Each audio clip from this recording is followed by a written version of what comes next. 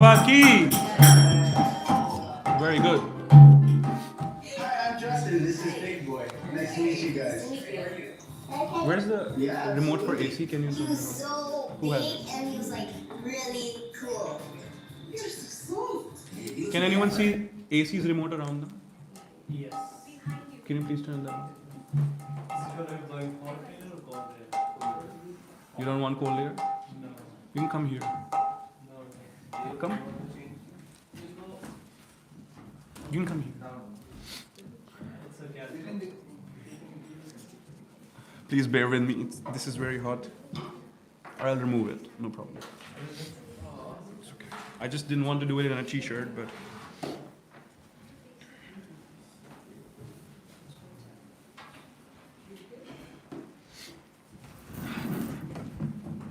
Om Namo Bhagavate Vasudevaya. Om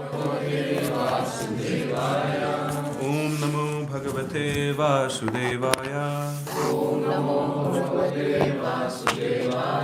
Om Namo Bhagavate Vasudevaya.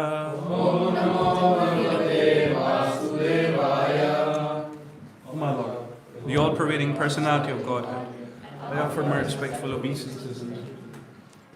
Narayanam namaskritya naroshita narottama devim saraswatim vyasam sarojayamudire. Before reciting the Srimad Bhagavatam, which is the very means of conquest, one should offer respectful obeisances unto the personality of Godhead, Narayana, unto Narayana Rishi, the supermost human being, unto Mother Saraswati, the goddess of learning, and Arushila Vyasadeva, the author. Nashtoprayeshu bhadreshu nityam bhagavata sevaya bhagavati tama shloke bhaktir bhavati naishtikihi. Learning of service to the pure devotee. All that is troublesome to the heart is almost completely destroyed. And loving service unto the personality of God, whose praise with transcendental songs established as an irrevocable fact. Jnanamirandasya Ananjana Shalakaya Chakshurununmilitam Yena Tasmai Shri Gurave Namaha. I was born in the darkness of ignorance. Spiritual master opened my eyes with a torchlight of knowledge. Offer my respectful obeisance. Jai. Jai.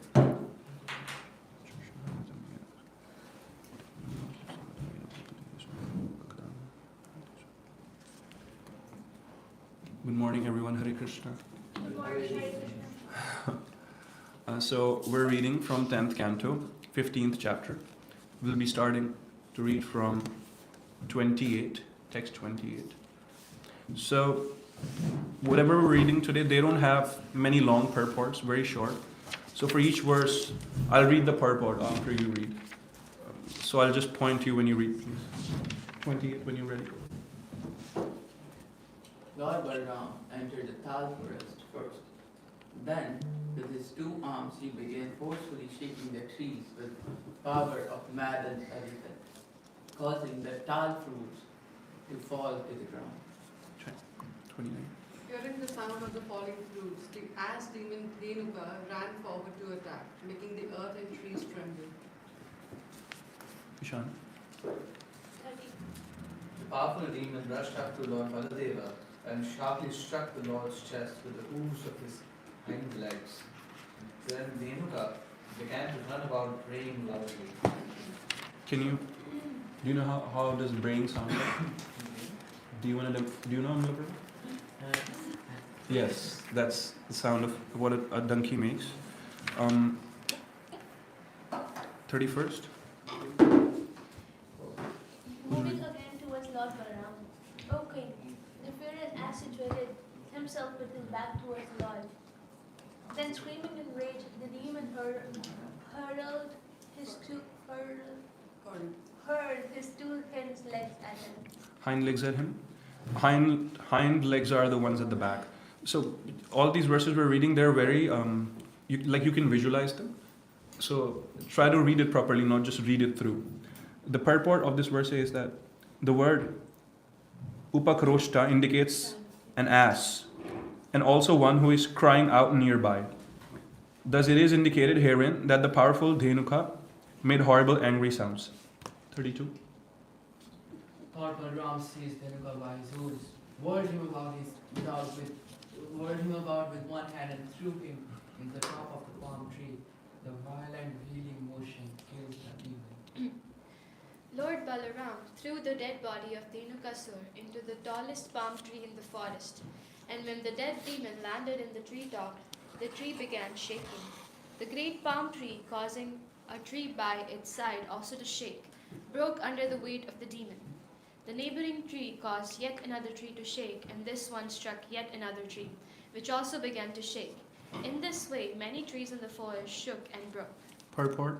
Lord Balaram threw the demon Dhenuka so violently into the great palm tree that a chain reaction was unleashed, and many towering palm trees shook and then broke with a great crashing sound. So can you see it? It's like he threw the demon on one of the palm trees, so he's shaking another and then shaking another, and then at the end, the last tree is shaking the one before, and like there's a whole sequence going on. Very cinematic. 34. Because of Lord Balrama's pastime of throwing the body of Vyas, demon into the top of the tallest palm tree, all the trees began shaking and striking with one another as if blown about by all three winds. 35. 35. My dear Parikshit, the Lord Balrama killed Dhenukasura is not such a wonderful thing, considering that he is the unlimited personality of Godhead, the controller of the entire universe.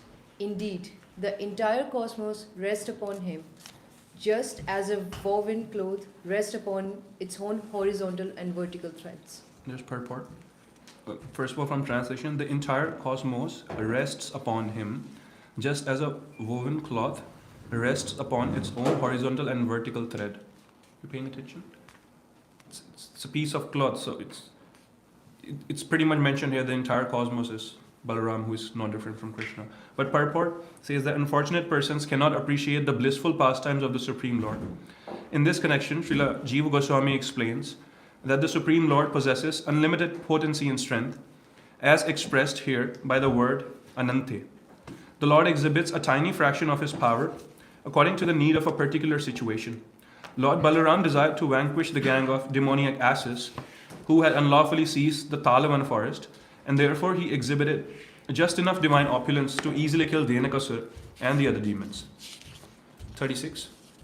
The other ass demons, close friends of Dhenukasur, but enraged upon seeing his death, and thus they all immediately ran to attack Krishna and Balaram. Purport. Srila Sanatana Goswami makes the following comment on this verse. It is stated that the ass demon first attacked Krishna and then Balaram. Krishnam cha Ramam cha. We didn't read the Sanskrit, but the Sanskrit is Tatha Krishnam cha Ramam cha Jnatyo Dhenukasye Shat Kroshtaro Abhyadravan Sarve Samdarbha Hata Bandhava. So there's Krishnam cha Ranam cha. One reason for this is that the demons, having seen the prowess of Lord Balaram, thought it's wise to attack Krishna first. Or it may be that out of affection for his elder brother, Lord Krishna placed himself between Balaram and the ass demons. You know what? Do you understand what Sanatana Goswami is commenting here? That why is Krishna mentioned first? Krishna cha Ramam cha. So he's actually interpreting it within the purview of not speculating it. So this purport is a very good understanding for you also. How can you interpret verses? Because we should not speculate. Take it as it is. But there should be some room for interpretation also. Otherwise, how would you understand? So I found this purport to be very good for us to understand that sense of balance between speculation and interpretation. This is 36 text, if you want to note it for reference and read later. But I'll complete the purport. Or it may be that out of affection for his elder brother, Lord Krishna placed himself between Balaram and the ass demons. The words Krishnam cha Ramam cha may also be understood to indicate that Lord Balaram, out of affection for his younger brother, went to Lord Krishna's side. So there are three possibilities why Krishna is mentioned first, like why Dhenukasur approached Krishna first and Balaram later. One possibility we read is because when Balaram threw him away like a piece of potato chips, then Dhenukasur realized like not to mess with this guy, but he didn't know about Krishna's potency. which is non-different from Balaram's. So that's why he approached Krishna first. Another possibility here is, by the way, see how different possibilities are being considered here. So again, it's interpretation, which is fantastic. Another possibility is that Krishna wanted to, he, out of his affection for his elder brother and respect, he placed himself between Balaram and the demon. Because he was seeing Krishna first, so he attacked him first, the demon. And the third possibility is that Balaram, out of his affection for his younger brother, wanted to protect him, so he moved to his side. So Krishna and Balaram were standing right next to each other. So that's why it's mentioned in the verse Krishnam cha Ramam cha, because when they'll be together, it's usually read as Krishna Balaram. It's read in that sequence. Okay, so 37. O king, as the demons attacked, Krishna and Balaram easily seized them and one after another by their hind legs and threw them all into the top of the palm trees. 38. The earth then appeared beautifully covered with heaps of fruits and with the dead bodies of the demons, which were entangled in the broken tops of the palm trees. Indeed, the earth shone like the sky, decorated with clouds. Purport. According to Srila Vishwanath Chakravarti Thakur, the bodies of the demons were dark, like dark blue clouds, and the large quantity of blood that had flowed from their bodies appeared like bright red clouds. Thus, the whole scene was very beautiful. The Supreme Personality of God in his various forms, such as Ram and Krishna, is always transcendental, and when he enacts his transcendental pastimes, the result is always beautiful and transcendental, even when the Lord performs violent acts like killing the stubborn ass, demons. 39. Hearing of this magnificent feat of the two brothers, the demigods and other elevated living beings rained down flowers and offered music and prayers in the glorification. Purport. Srila Sanatana Goswami comments that the demigods, great sages, and other exalted beings were all astonished and ecstatic upon seeing the unusually swift and nonchalant way in which Krishna and Balaram killed a very powerful ass demon in the Tala forest. Last verse we're reading today, 40.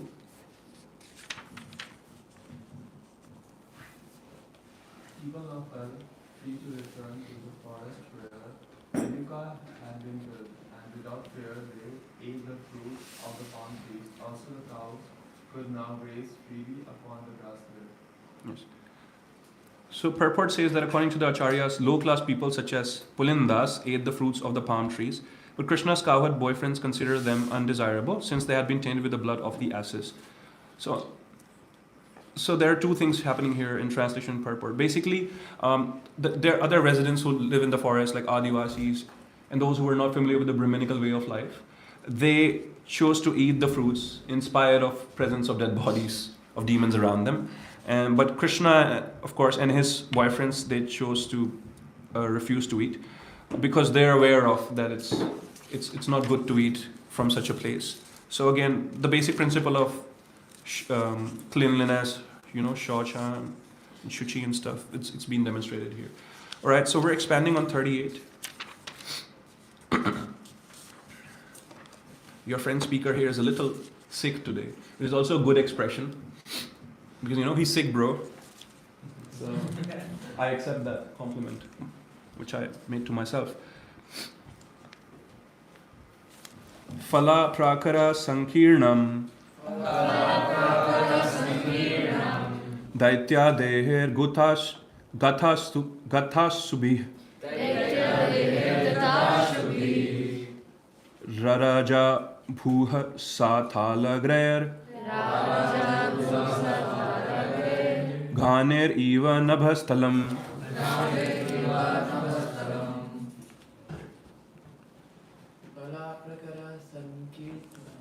Phala prakara sankirnam. Daitya deher gata shubhi. Raja bhuha shala. Ghaner iva nabhastalam. Phala prakara sankirnam. Daitya deher gatash subhi. Daitya deher gatash subhi. Raraja bhuha sat alagre. Ganeriva nabhastalam. Ganeriva nabhastalam. Phala prakara sankirnam. Phala prakara sankirnam. Daitya deher kada subhi.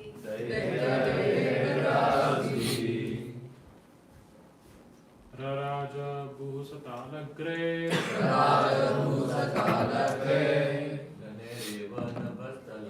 Ghaneriva nabhastalam.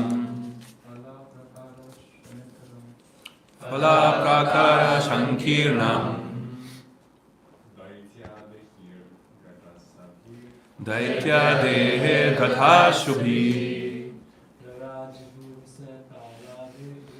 Raraja bhuhisa thalagrir. Ghaneriva nabhastalam. Phala prakara sankirnam. Phala prakara sankirnam. Daitya dehe gatha shubhi. Raraja bhuhisa thalagrir.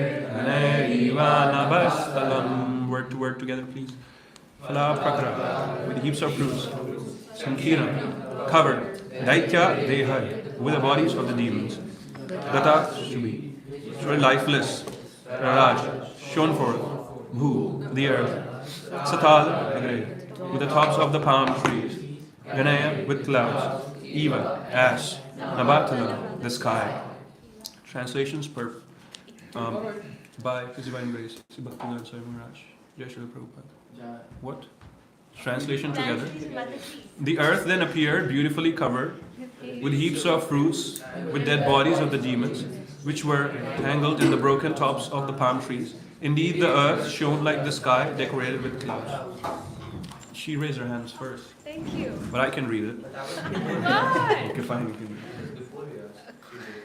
According to Srila Vishwanath Chakravarti Thakur, the bodies of the demons were dark, like dark blue clouds, and the large quantity of blood that had flowed from their bodies appeared like bright red clouds. Thus, the whole scene was very beautiful. The Supreme Personality of Godhead in his various forms, such as Rama and Krishna, is always transcendental, and when he enacts his transcendental pastimes, the result is always beautiful and transcendental, even when the Lord performs violent acts like killing the stubborn ass demons. Okay, thank you. Hare Krishna. What is your name? Tisha? Welcome. Is this your first time at a Bhagavatam class? Thank you. So we do this every day. Feel free to join us. We're reading from Srimad Bhagavatam, which is considered to be the Grantharas, the essence of all the scriptures. And we're on a part where Krishna and Balaram have slayed demons in the form of donkeys. And Balaram threw away the donkeys on top of a palm trees, and the fruits fell down, palm fruits. And there's a scene right now which we're reading together about, well, that there are dead bodies of these demons lying around, and they're smeared with blood along with the fruits and the leaves of palm trees, everything together. Yet at the same time, Srila Vishwanath Chakravarti Thakur, who is a great acharya from our tradition, he comments that it's such a beautiful scene. How do you digest this, right? Okay, I'll stop myself. Okay, has anyone here seen a dead body? A few of you, right? And maybe you've seen someone knead a dead body. But here we're talking about dead bodies which are, the hand is flying out of there and there's blood, and it's not a neat scene exactly. Jivudaya Prabhu, if he ever enters the scene, he'll probably start wiping it out of his OCD for cleaning. So it is such a violent scenario, yet at the same time such an elevated acharya is saying that it is indeed very beautiful. And there are other similar instances, but that is very beautiful because it's related to Krishna somehow. There are other instances where Krishna is doing acts which may not be considered very beautiful if you look at it from a mundane point of view, but it's found very beautiful by the residents of Vrindavan. Can you think of such an act?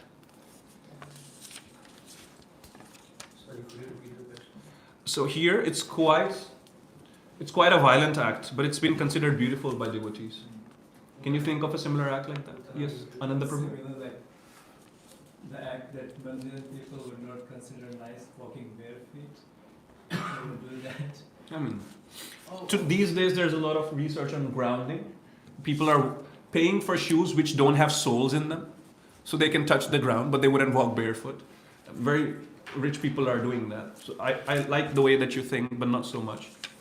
So when Krishna was a charioteer in Mahabharata, Mm-hmm. his face was covered with ashes and blood, like little blood, Mm-hmm. and saying that Bhishma Dev was so astonished how beautiful Krishna was looking, so he Yes. recites some prayers in Bhagavatam. Right. Thank you. Even though Krishna's face wasn't exactly neat at the moment, Bhishma Dev found it very beautiful. He was present during the act when Bhima killed the Shashan. That was very violent. And who found it beautiful? Actually, nobody found it. Maybe you did. Okay. But it was like kind of like a full circle moment because then Draupadi was able to tie her hair and stuff. Yes, So- on a philosophical level. Yes. But right now we're talking about there's something which is obviously not very beautiful. There are dead bodies lying around, and it's been considered to be a scene just like a beautiful sky. You know the dead bodies of donkeys, which are quite bluish, grayish in color. Srila Vishwanath Chakravarti Thakur is comparing them to clouds in the sky. So he's finding them to be that beautiful. He's finding poetry in a scene where dead bodies are lying around. What were you going to say? And Krishna killed Kalia, it looks neat. Put the poison on Krishna in last. Not sure if he killed Kalia, but he chastised him. Ultimately, he humbled him. But yes, good line of thought.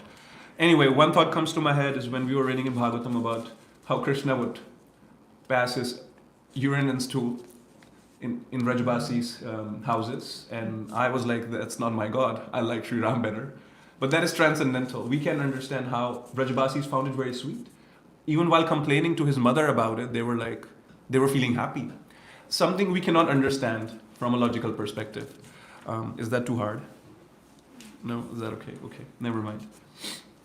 So one thing that we can together focus on this purport is why is there so much beauty involved here?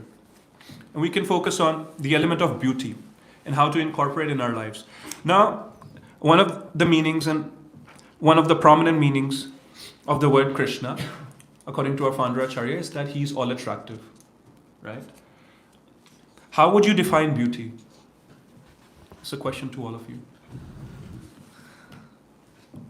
I am asking a question that how would you define beauty? Yes. Something that pleases your senses. You know. Pleases your senses? Yeah. Can feel beautiful. Okay. Who didn't answer already? Ishan? Attraction. Something that seems attractive to you. Okay. What were you going to say? Okay. Yes. Whatever you find beautiful, you're attracted to it. That's a simple way to define it, right? If I find a piece of cake lying there beautiful or anything, it's because I'm attracted to it. That is how I know that I'm finding it beautiful. That's a very simple definition, right? Now, if Krishna is defined as all attractive by Prabhupada, that means that he has all the beauty in him, which is why whatever he's doing, it appears as beautiful to those who, under the influence of Krishna's Yoga Maya, can perceive it to be beautiful also. Right? Some of these mundane pastimes that we just discussed, I mentioned a pretty serious one.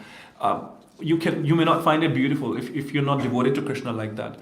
But once your conditioning is kind of removed even for a moment through the reading of scriptures and chanting and such so process of bhakti yoga, you will be able to see the beauty behind it all also. I'm sorry. So I have noted a few qualities here which, excuse me for these sounds, which we can contemplate a little on beauty, and then we can be a little harsh on ourselves on whether or not we're really finding any beauty in these things. What qualities do you think make one or make a few things beautiful? That is, which tend to make you attracted towards someone or something, right? Because that's the concept here. Something is beautiful, that means that thing is attracting us. Right? So what do you find beautiful in people and in things? Mention qualities. Raise hands. Subhadra Prabhu. Their appearance. Appearance. Okay. That could be one quality. Let me note some of these down. Yes. Intelligence. Intelligence. The way how they treat other people. Their demeanor. Yes, Subhadra Prabhu. When they take initiation. So you find it attractive when people are spiritual. they're somewhat deep. Maybe they're more determined towards what they're doing. You find determination beautiful, because an initiation is about taking a very serious vow for a lifetime. It's a commitment. So you find that beautiful? Okay, yes. Anyone else has a quality? Share. Yes, Ananda? When someone is being authentic. Someone is being authentic. I like that. True version of themselves, not trying to be pretentious. And you might be thinking, what am I doing right now? But I'll explain you. When they look at When someone does kirtan, well, you never found me attractive then. How do I note it down? Well, someone's creative. Yeah. Okay. Creativity is attractive. Devoted. If someone's devoted, committed, right? There are all these qualities. You want to say something? So if they're dressed well, their appearance, like Rasa. So I want to expand on few of these points and talk about them. I also find it beautiful when people are fearless. When you see a certain sense of courage, bravery, when they go out of their way. And it's not that they're not feeling fearful in that moment, but in spite of it, for their own little fear, they're choosing to put it aside and still act on things that you need to act on for the larger good of the situation, for their own overall life, and for the larger good of the world also. So fearlessness is another quality. Gentleness is another quality. That goes with demeanor and how they behave, which you mentioned, I think. If someone's being gentle, being considerate and sensitive, that is a very attractive, beautiful quality. Now, let's take fearlessness first. Now, if let's say, I have $1 million in my bank account, and a what was his name from Hera Fairy? That's an Indian movie reference. Raju Rastogi or some funny. That was 3 Idiots. You know Akshay Kumar when he does like this? Whatever the name is of the character. If a personality as funny as that comes and they say that, do din mein paise double, if you give me your $1 million and I'll give you the double of that amount, and you agree to it, then you are a fearless person, right? You're quite brave. No. Technically, aren't you? No, it's like out of ignorance. That's fine. That's what we're trying to get to. What I'm saying is that not a brave act that you give away all of your wealth to someone? No. Okay, Fearless fine. doesn't mean that when somebody is scared, when someone has fear, it's not out of weakness.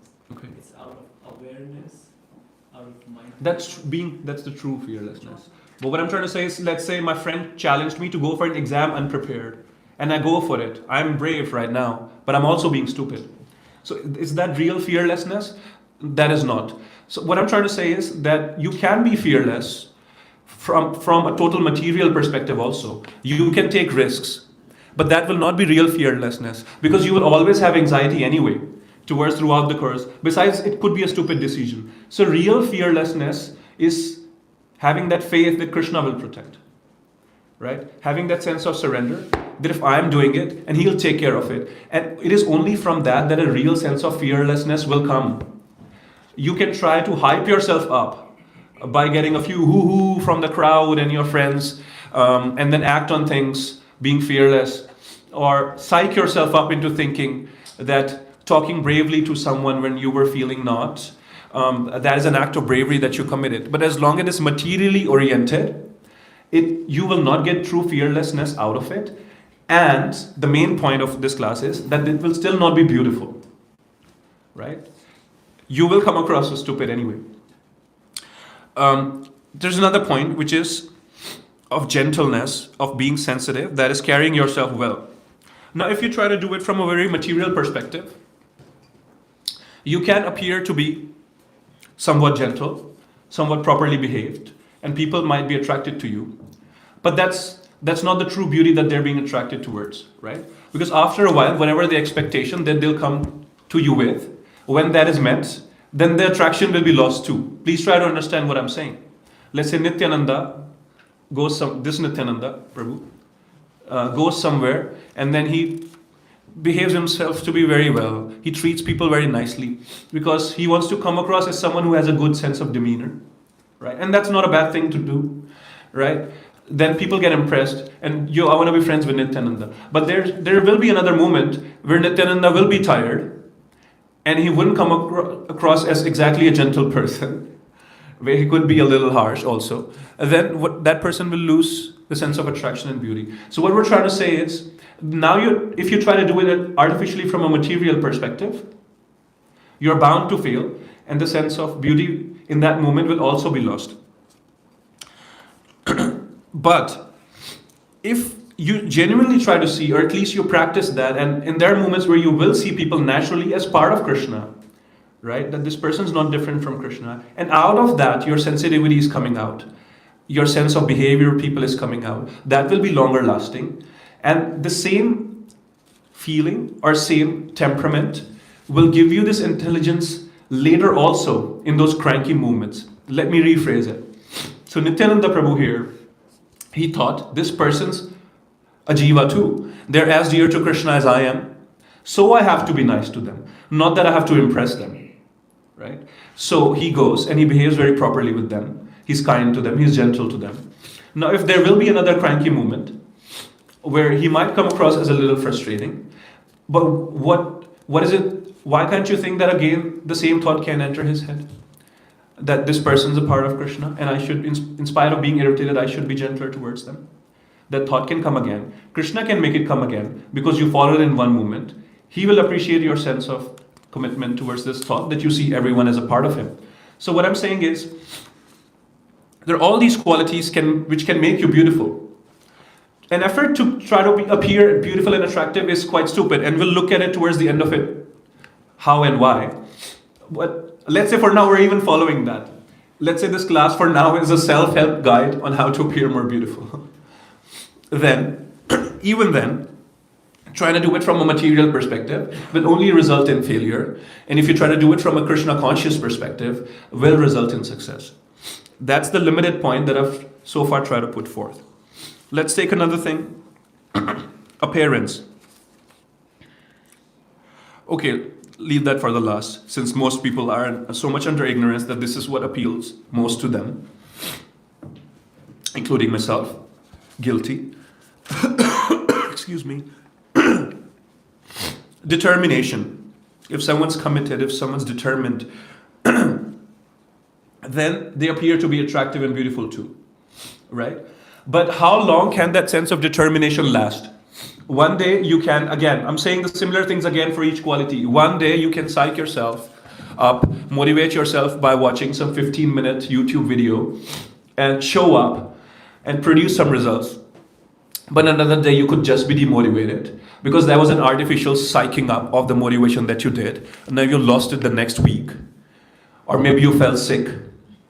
Or something happened and now you're not as determined anymore. And now the sense of beauty that came into your personality because of determination is lost too. So that's again, from a material perspective, you're trying to be more beautiful and being determined and committed. True sense of determination will come from that surrender and that I want to do it for Krishna, whatever. So that's again the same point coming here again and again. You can use the same understanding and the same line of thought to look at either of these qualities: appearance, intelligence, being authentic version of yourself. And you'll try to see that if you try to be, because so many people are trying to use self-help guides and trying to improve themselves, including many of us, many moments here. And if you try to do it from a perspective of that I want to be a better person, that is still material, and then it doesn't work. Next week, again, you're stuck with the same problem, aren't you? Can you think of, you don't have to answer me, but can you think of a scenario where you wanted to be a better version of yourself? You try to work on whatever quality, one of these. You wanted to have more of these qualities in you because that makes you a more beautiful person, right? Everyone wants to be that, let's admit it. And then, but you tried it for a day or two, then it fizzled out because perhaps you didn't try it from a Krishna conscious perspective. You didn't try to relate those qualities through Krishna in your interactions, which is why it fizzled out. So what we can do now after this, we can try to have these qualities more and more in us through Krishna's perspective. But how do you really do that? How do you do that? 64 qualities. Yes. But then I'm not talking about imitating these qualities, thinking that Krishna has it. Okay, first, I want to read from a Prabhupada's article now because I've already blurred out a lot of gibberish. Feels more like a podcast at this time. This is Prabhupada's article. It's called Truth and Beauty. And you already have an answer here. The key to be beautiful really is truthful. I'll be skimming through and reading parts of the article because it's quite extensive. There may sometimes be arguments about whether truth and beauty are compatible terms. One would willingly agree to express the truth, one might say, but since truth is not always beautiful indeed, it is frequently rather startling and unpleasant. How is one to express truth and beauty at the same time? This is a question in the article. You know, sometimes you might have heard of these phrases going about in movies that truth hurts, or that those kind of phrases. Have you? People try to run away from truth in different scenarios and situations because they think the situation will become ugly if they'll see the truth of it. But here's the thing. How do you see truth and beauty as compatible? Oh, that's a long article. But let me read from it again.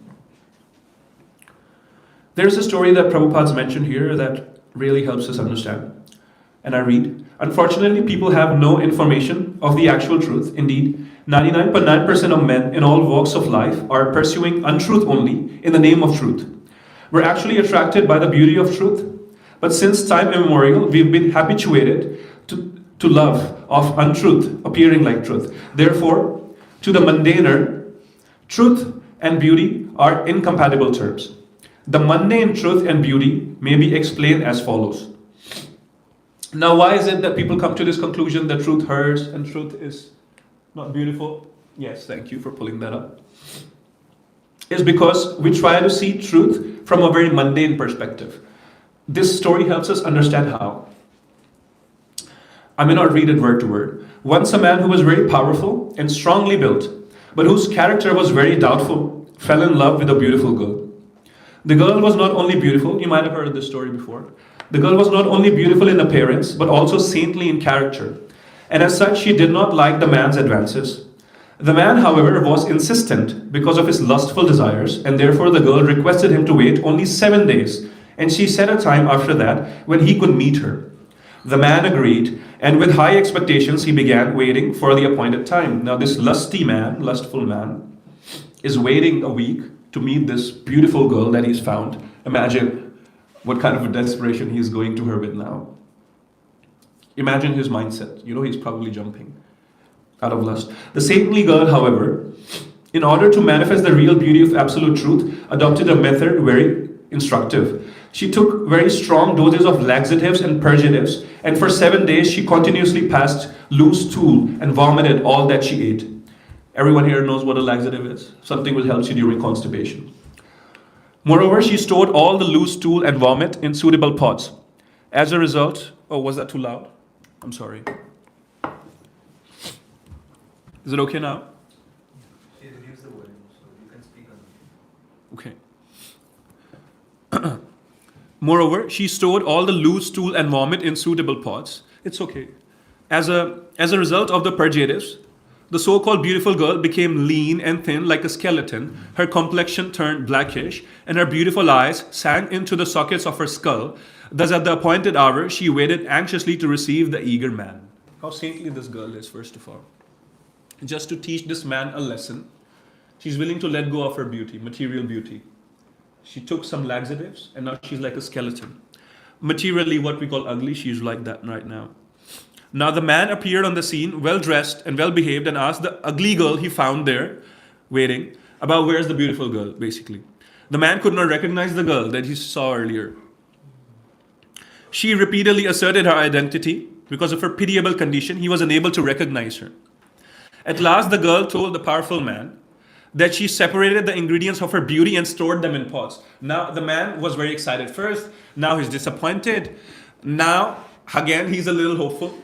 Because the girl said, you know, you were so much attracted to my beauty. Don't worry. I've stored it in a pot and I've kept it separately. That's why I'm not beautiful right now. Because I've put it out of me and I've put it in a pot. Now, she will very saintfully, now she will offer her beauty to the man. So hear it out. When the mundane poetic man asked to see the juices of beauty, well, he was directed to the store of loose stool and liquid vomit, which were emanating an unbearably bad smell. Thus, the whole story of the beauty liquid was disclosed to him. Finally, the grace of this saintly girl, this man of low character, was able to distinguish between the shadow and the substance when he came to his senses. All glory to this girl. So, what has she taught him? A great lesson about truth and beauty here. On how often we think of what is beautiful, but that's only under the purview of our three modes of material nature, of lustful tendencies that we try to see. And yes, sometimes we find cars beautiful, sometimes we find different jewelries beautiful, and we think that that's a different kind of lustful tendency. But if you read the commentary of Acharyas, even in Bhagavatam, it's very clearly mentioned that ultimately it's about the sense of bodily lust. It's ultimately about sex desire. That's what it comes down to. And which we think is very beautiful in experience. And it might appear so if you're under ignorance, away from Krishna, facing away from Krishna. But a real sense of beauty is about accepting the truth of it, that the same parts that when we're looking at and we're drooling after are full of just are bags of urine and stool, which is this woman clearly demonstrates. We can't see it moment to moment because we're under the influence of illusion. Now, what to do about it? Should we leave everything and then stop engaging in our activities? Should all of you young men never get married and not have interactions with women, and so do the women? Should you not? You can try it, sit in a corner, but the same thoughts will enter your head. So the point is to be able to see the real beauty that exists in people. Through that only you will have lasting and satisfactory relationships, longer lasting relationships. It's a learning process. But how do you do that? And Prabhupada's mentioning in this article, it's in the title of the article, truth. Truth and beauty. By being aware of the real truth that there is.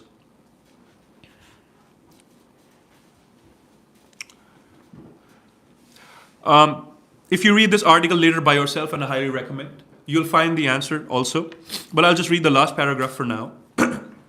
Although written by the great mundane poet or intellectual, any literature which does not describe the ultimate truth and beauty is but a store of loose stool and vomit of relative truth. Real literature is that which describes the ultimate truth and beauty of the absolute, when we have that literature with us. So reading the Shastras can help us decondition and help us to see the real beauty that lies in people, so we can actually have meaningful relationships. And again, I don't know if you are on the same page with me, because we want to see beauty in people. That's only how our relationships will be beautiful, right? If we see the Gopas, the intelligent cowhead boys, and Krishna and Balaram, of course, would call them intelligent. They saw dead bodies there. They didn't eat the fruits because they were clearly able to see the fruits were not beautiful. There were some other category of people which are mentioned in the Bhagavatam. They did eat it. That's what's happening in the world. There are some people which are eating these fruits of their desires, thinking, but actually they're eating something which is vishtha, which is not good. So I'm not encouraging anyone to not engage in worldly things, but you have to learn through the help of your mentors and spiritual guides and shastras on how to engage in these interactions in a Krishna conscious perspective. Prabhupada's whole life was dedicated and is still dedicated on teaching us on how to do that. But only when you can learn how to do that through guidance and shastras will you be able to really see beauty in other people. And what will the result of that? Will you truly be attracted in the divine spark in them? And your relationships will last. If you're not seeing beauty in someone, Vatsal Prabhu, you will not be attracted to them. That relationship will not be satisfactory, right? But if you're able to see the real beauty in someone, the divine spark in them, then you will be able to have a satisfactory relationship with them. And you will be happy. It's as simple as that. You know, Krishna consciousness is simple. It's only hard because we're away from the truth. Now, how do you see the truth? Is that you accept the truth. What is the one ultimate truth? Krishna. Krishna is the ultimate truth. Impersonalists might say that. What do you mean by Krishna is the ultimate truth? That is the ultimate truth. But what is the ultimate truth? He's the Supreme Personality. He's a Supreme Personality. Okay, fine. I can still do my job thinking that I know that the Krishna is a Supreme Personality. What does that change my life? Our identity is to serve Him. Yes. What does Mahaprabhu say? Yes. And Jivara Swarupa? Krishna Nitya. That is the truth that Krishna himself has given us. If you're willing to be with that truth, experiment with it, read about it, be in touch with it, then out of that truth, you will see the real beauty in your interactions, the real beauty that people possess. What is so much beautiful about, some of you guys and girls are all young, I'm not taking any names here, but what is so much beautiful about the opposite gender sitting right here? You know, if you think of their form, appearance, their demeanor, this and that, after a while you lose it, or in some other moments you lose that sense of beauty in that interaction. Then your relationship will be soiled for that moment. Do you want relationships in your life which are moment to moment beautiful and attractive or not? Is a choice that you have to make. And if you want it, then you have to be truthful and see that that person is also Nitya Krishna Das. I'm also Nitya Krishna Das. Then if someone makes a mistake for you, you will see that they are Nitya Krishna Das. I can forgive them because it's not about me. It's not for me to be the king and queen of this relationship that I have with that person. Because I am a servant of Krishna and so are they. So what if one moment they've ignored me? Right? Because ideally I'm a servant of Krishna. I'm not the one who's supposed to be paid attention to. So will someone take an advantage of you if you'll have a thought process like that? They can. But what if the other person's thinking that way too? Right? This person's Krishna Nitya Das, then I should not hurt them. If my responsibility is to pay all attention and all service to Krishna, there is someone who is a part and parcel and a servant of Krishna, so is my responsibility to be nice to them, to kind to them. So they will also see that way, then they will also commit less offenses towards you, and so you will towards them. So that's a happy relationship, or somewhat happy relationship. Can it be 100% moment to moment? Probably it can be. If two people are seated absolutely in their respective Krishna consciousness, and then two friends, two husband and wife, two jivas can have beautiful relationships also. So by the time that you're situated there, and your friendships can be as beautiful, really, if they at all can be, well, ideally it may not be 100% be able to practically look at it, because we are in the material world right now, and it is dukhalyam shashvatam. So there will always be an influence of modes of material nature. Now if my friend Sarthak will understand that we are here and Vishesh cannot be perfect in moment to moment, that's a very Krishna conscious perspective. So he'll be fine to me, and we'll have a reasonably 60-70% relationship is going fine. That's an achievement, trust me. Otherwise you'll become a brahmachari. So what I'm trying to say is that that is the way to be. But if we do get to the spiritual world, and if we do, through Prabhupada's mercy we should, why not? Then there, it's not material. Then moment to moment, 100% of the relationships could be beautiful and satisfactory. Maybe that is why we're here, and those people are there. And if we're trying to live our spiritual relationships in the material world, it won't work like that.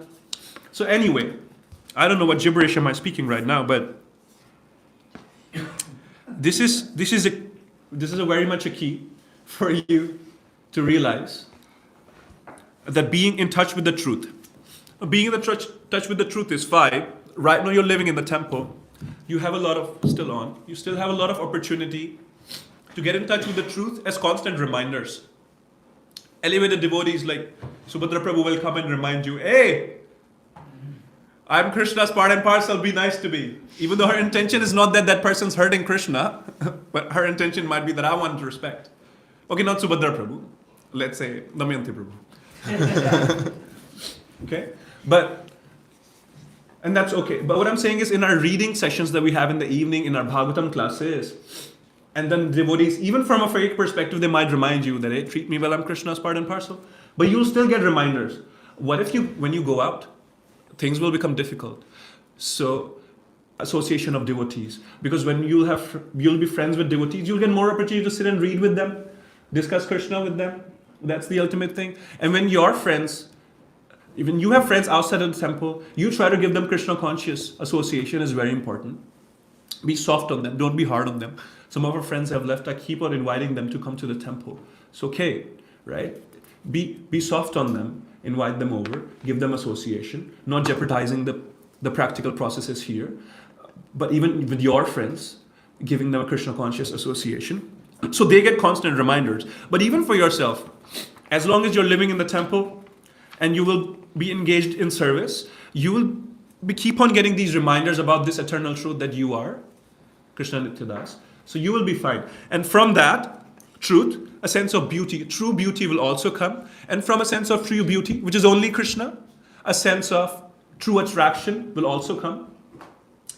Have I mentioned it very casually before that when you admit to yourself that I cannot love someone, magically a sense of love will also flow in that moment. And knowledge will also come. If you know any Shastras, you'll be able to quote them. Otherwise, you'll be able to develop a good bond with them and whatnot. It will magically happen. But you have to admit it, that it's not your authority, it's not your prerogative to be attractive, to be beautiful, or to find beauty in someone. It's not a jiva's. By jiva, I mean a jiva's spirit soul's authority to do all that. Jiva's only constitutional position is to serve Krishna. And out of that, everything will come. Nothing will not come. There is a very beautiful bhajan, which is, maybe we could sing only a few lines. I've heard some of the senior devotees in our tradition to sing this bhajan, so I believe it is okay too. It's called Madhurashtikam. And the reason why we can sing that for a while is because it is glorifying the beauty of Krishna.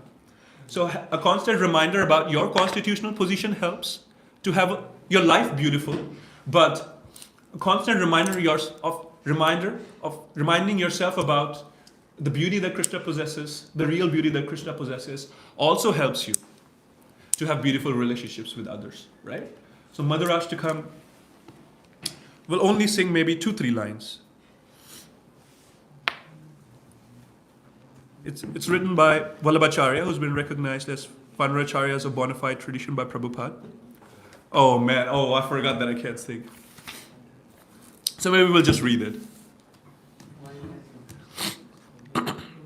So it goes something like Adharam madhuram vadanam madhuram nayanam madhuram hasitam madhuram. No? Thank you. Madhuram hasitam madhuram hridayam madhuram Adharam madhuram vadanam madhuram nayanam madhuram hasitam madhuram madhuram vadanam madhuram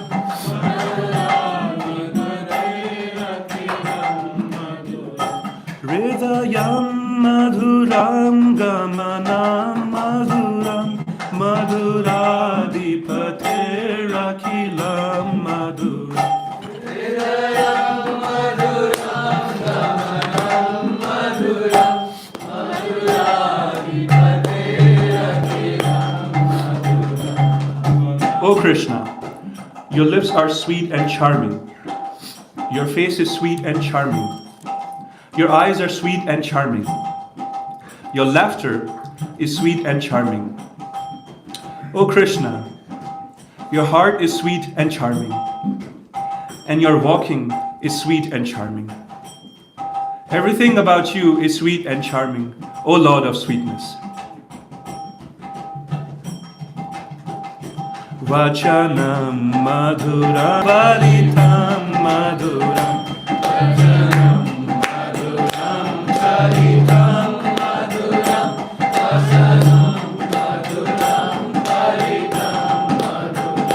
Chalitam madhuram brahmitam madhuram madhuradipate rakhilam madhuram Chalitam madhuram brahmitam madhuram madhuradipate rakhilam madhuram. O Krishna, your speech is sweet, charming.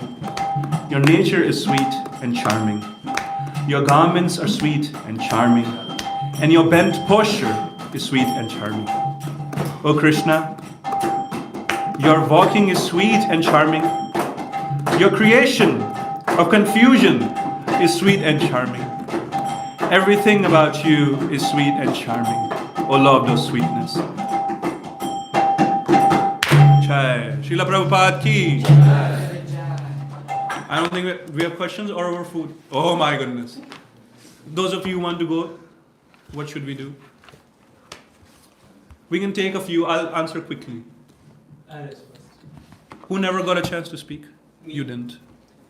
I just wanted to put out this very beautiful thing, and you were explaining the led by Prabhupada. So there are two very beautiful stories that fit perfectly regarding beauty. The one is about the story of Pingala, if you've all heard, the prostitute Pingala, and the other is Vilaval Mangal Thakur's story, the guy who literally crossed ocean over his father's dead body just to meet a prostitute, and he also, went up the rope thinking that it's a rope, but it And was that actually a prostitute snake. becomes spiritual master of Yeah, Vilaval that's Thakur. right. Chintamani. Yeah. So there are these two very beautiful stories that fit perfectly, that beauty does not matter. The ultimate goal is again Krishna. So. Because beauty matters. Because Krishna is actually beauty, no one else is. Which is why Krishna is the ultimate. But in the end, jivas realize that whatever we see materially, without Krishna consciousness, anything that we see as beauty is not the real beauty. Real beauty. Thank you. Thank you so much. Hare Krishna. Amala Prabhu. So Prabhu, you mentioned a lot of wonderful times. There is one specific point which I'm quite unable to understand or probably accept. You were mentioning there is this room for interpretation, but at the same time we heard Prabhupada strictly saying a lot of things about not to interpret. Right. He's saying Mayavadis also do that. And you were mentioning Srila Vishwanath Chakravarti Thakur. Well, according to my realization and understanding, Srila Radha Swami Maharaj quotes, and he mentions a lot of time him, that these are not his interpretation, but more of he's seeing all these leela, and he's not just seeing these leela one time. These leelas are happening like every single time in Goloka, and inside the possibilities, these all things start happening. Yes. Right. So to speculate and interpret without the guidance of a master is always bad. And it's not your prerogative to interpret. If I correct myself, I use that word. The thing is, what we were doing in a group reading session yesterday, the Bhagavad Gita session, right? We weren't just sticking to the purport and reading as it and going back to our room. We were discussing over it also. So by that I mean interpretation. Not that you need to think of various things. But I was actually listening to this lecture about this verse from, I hate the names. It was an ISKCON bona fide person who was giving this lecture at Radha Gopinath temple. I can forward you the link. And he was making that commentary, how within the limited purview, interpretation can be done. But just to keep it safe, maybe self-interpretation to a limited extent. And whenever you have doubts, clarifying them, with your spiritual masters and mentors, that is the right way to go. And no, Mayavadis, they speculate. They don't even read Shastras. Or when they do, the Shastras are mostly about nullifying in nature. This is not it, that is not it, neti, neti. And that's that's not the interpretation we're talking about. This is very much rooted in Shastra, in Prabhupada's guidance. So when we're reading purports and then we're giving our take on it also, technically that is an interpretation of the purport. So just with that limited room, you do that. But never interpret Shastras according to your whims and fancies. So thank you for pointing that out. Yes, yeah, you.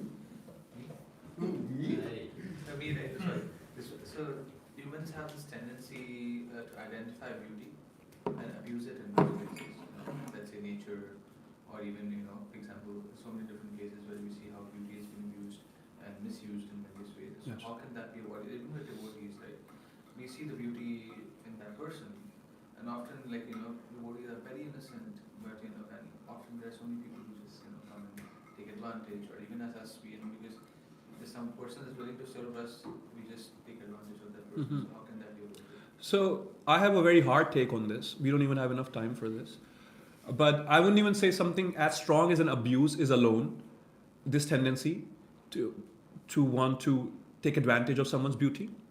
But even these little subtle things that we might do to impress other people is also taking advantage, because you cast a spell on someone's mind and impress them.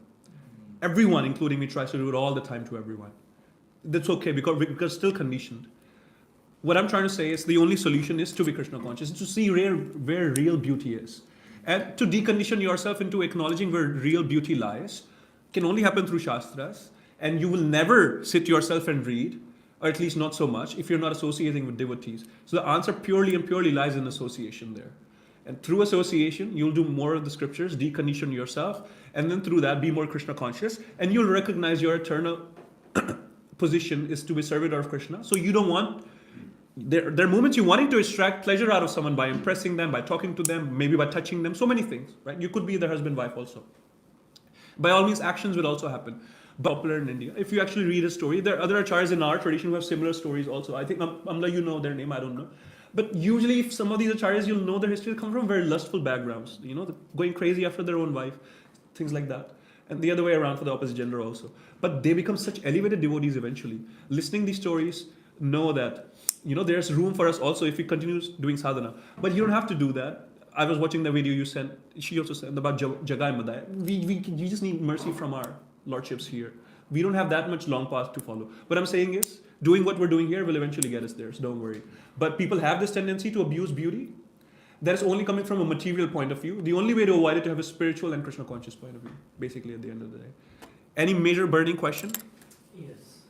You said that Don't burn me. relationships are kind of not successful relationships or love dies in material world.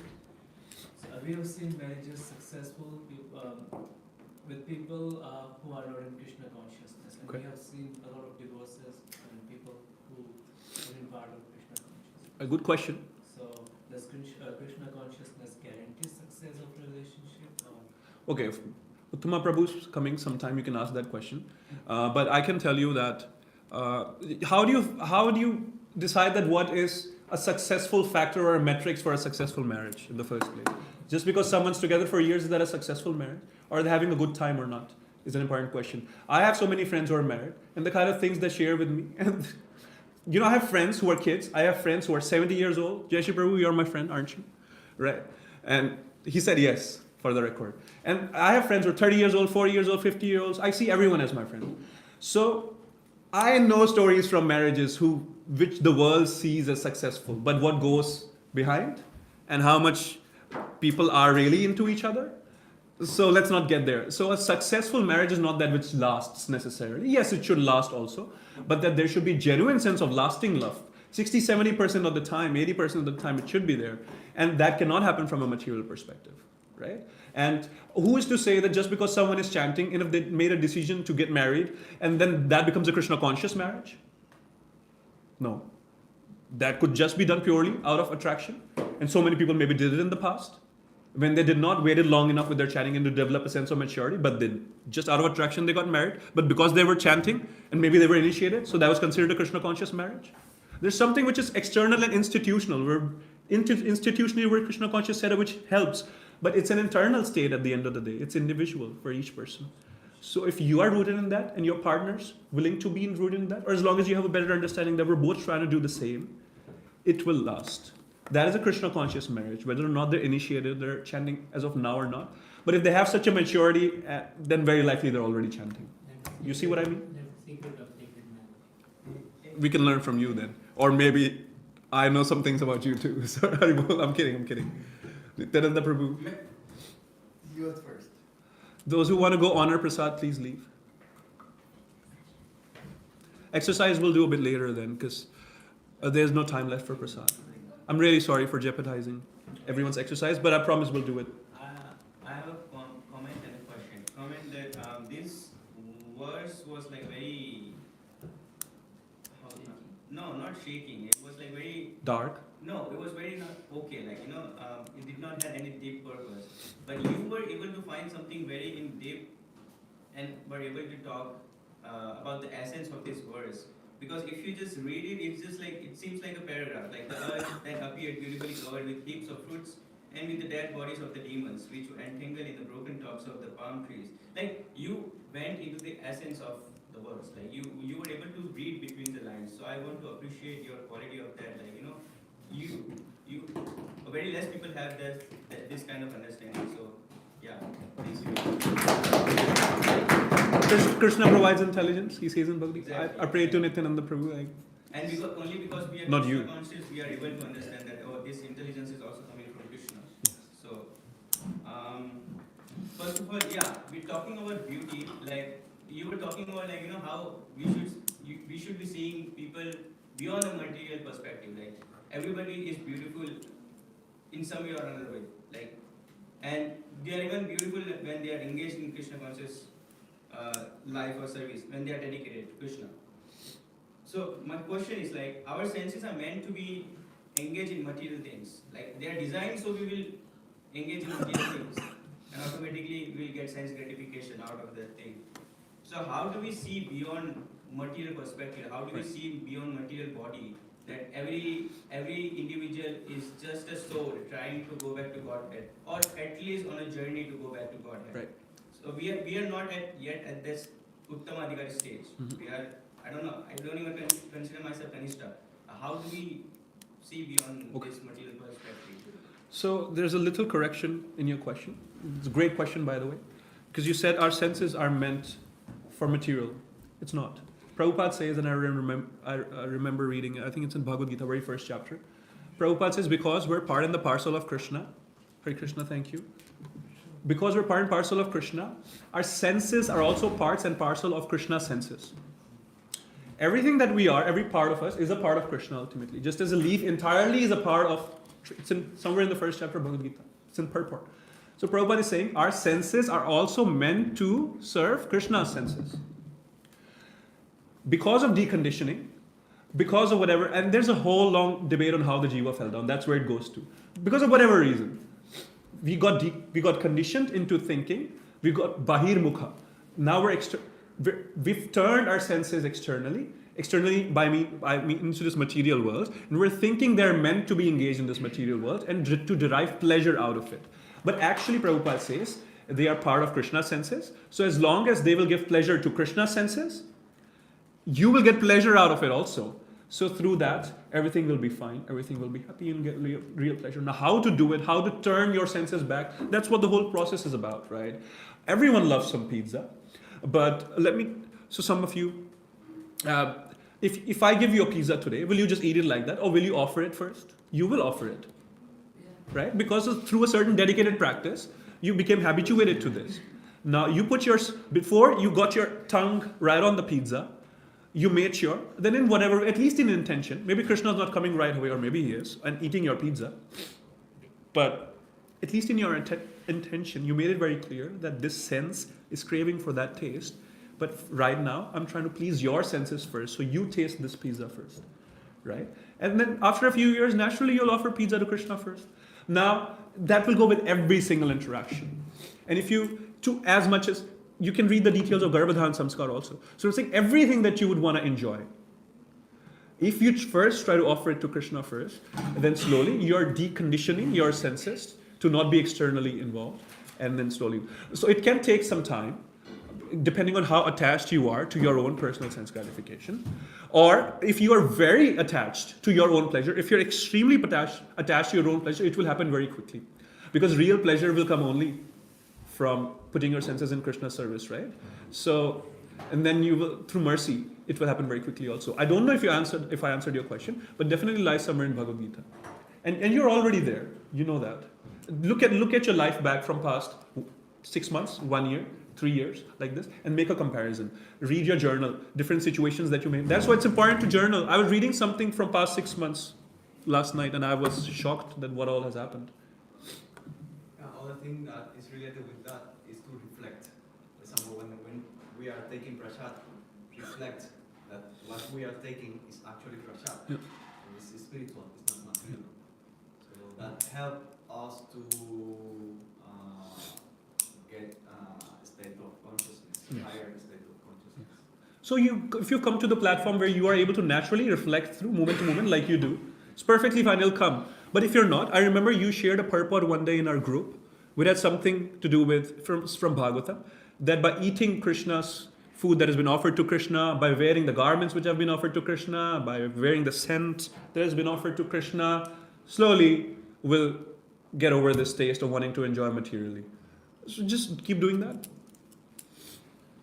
What up, bro? It's not live streamed right now, right? It is. Hare Krishna.